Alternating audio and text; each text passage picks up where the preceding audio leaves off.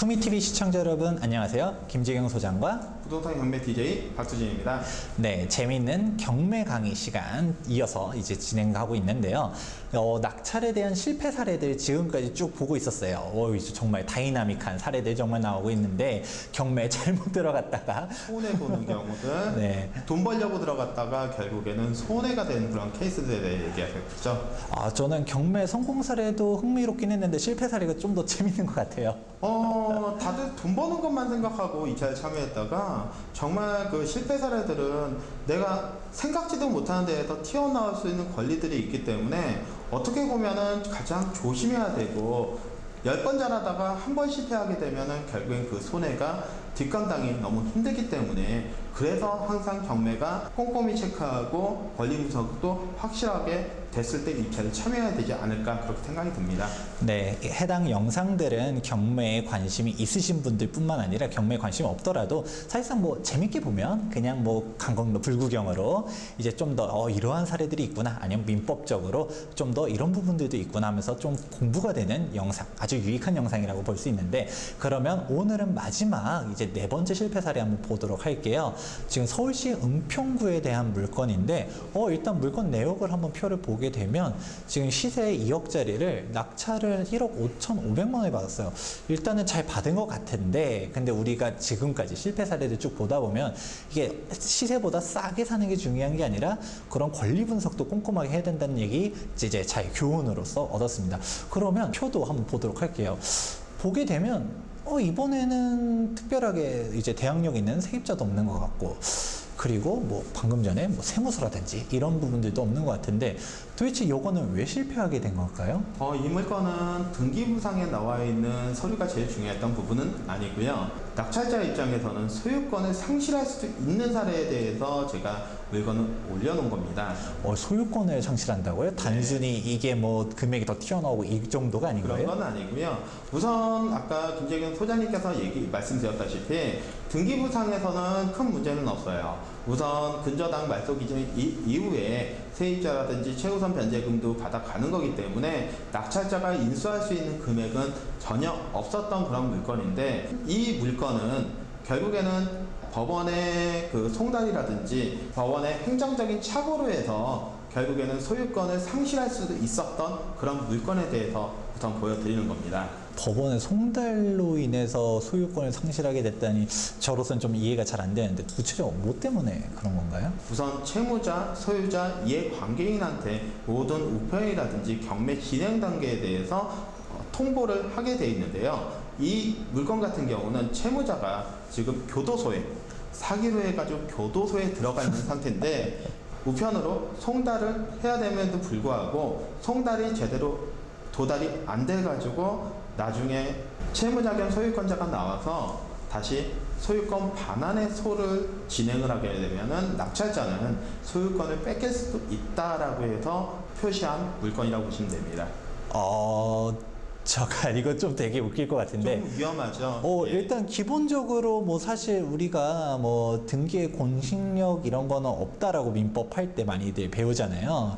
그렇기 때문에 뭐 그렇다고 쳐도 우리 경매 입찰하는 사람 입장에서는 좀 되게 억울할 것 같아요. 아니, 경매가 나왔으니까 그냥 경매를 입찰해서 낙찰 받았을 뿐인데 소유권자가 뭐 교도소에 있는지 우리는 알 것도 아니고 이 사람이 이걸 진짜 송달 받았는지 안 받았는지 우리가 어떻게 알아요? 그랬는데 나중 가서 소유권 뺏어간다라고 하면 되게 억울할 것 같은데. 참 이게 등기에 대한 공신력이 없다라고 해서 결국에는 문제가 되는 그런 사건인데요. 낙찰자 입장에서는 국가를 믿고 행정 절차를 믿고 낙찰을 받았는데도 불구하고 등기에 대한 공신력이 없기 때문에 행정적인 법원의 행정적인 착오로 발생한 부분에 대해서는 결국에는 소유권을 뺏겼다, 국가 상대로 소송을 해야 돼요.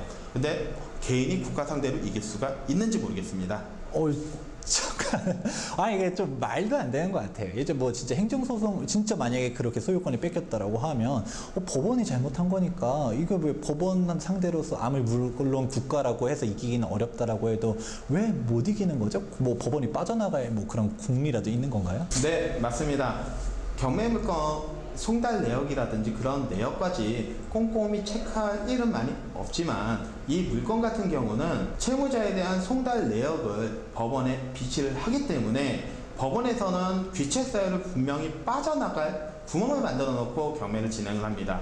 그래서 낙찰자가 소유권을 상실한다고 하더라도 법원 상대로 부당이득금 반환 청구 소송을 했을 때 국가 상대로 이기기는 극히 드물기 때문에 그래서 소유권을 상실할 수도 있다라고 얘기를 하는 거예요. 이거 정말 듣는 사람 입장에서 옆에 있는 제가 더 억울한 것 같아요. 이제 사실 어이가 없을 것 같아요. 아니 무슨 경매 당연히 법원에서 잘 알아서 처리했겠지 싶은데 그거 전 소유자가 이 송달장을 제대로 받는지 안 받는지 무슨 비치할 수 있는 거 확인할 수 있는 게 있다라는 것도 저는 오늘 처음 들었는데 이런 것까지 체크 안 했기 때문에 이러고 소유권이 날아갈 수 있다라고 하면 이거 정말 돌아버릴 것 같은데 경매가 결국에는 양채공 같은 성격이기 때문에 언제 어떻게 튈지 몰라요. 그렇기 때문에 중요한 부분은 본인이 체크하고 넘어간다고 하지만은 앞으로 나올 그런 권리라든지 문제거리들도 미리 준비해가지고 경매를 입찰을 하고 권리 분석을 하는 게 정말 많이 도움이 될 거라고 생각은 듭니다. 정말 이걸 보다 보니까 일단 첫 번째는 정부라고 해야 되나요? 법원 같은 경우는 빠져나갈 구멍을 만들어 놨다라는 것도 있고 사실상 이런 거 들어갈 때 결국 개인이 이제 책임질 수 있기 때문에 꼼꼼하게 소유권까지 이룰 수 있다라는 부분도 잘 체크해 주시면 좋을 것 같네요. 이렇게 경매에 대해서 지금까지 실패 사례들 쭉 1부터 4번째까지 얘기 들었는데 정말 재밌는 얘기 들었었던 것 같습니다. 성공 사례보다 실패 사례들이 더 재밌어하는 것 같아요. 네, 맞습니다. 아무래도 실패 사례 같은 경우는 이제 진짜 어떻게 이런 문제들도 생기냐라는 것도 좀 궁금하기도 하고 좀 이렇게 얘기 듣다 보니까 이렇게 해도 실패할 수 있구나. 좀 아무래도 경매할 때 조심히 접근해야 된다는 거 정말 잘 배운 것 같네요. 아마 시청자 여러분들도 재밌게 한번 보신 것 같은데요. 지금 하단에 보시게 되면 경매 DJ 분의 이제 연락처도 있으니까 지금 경매에 대해서 좀 더 궁금하다. 아니면 경매에 대해서 배우고 싶다 하시는 분들은 연락 주시기 바라고요. 지금까지 저희가 경매에 대해서 준비한 내용들 여기까지 해봤습니다.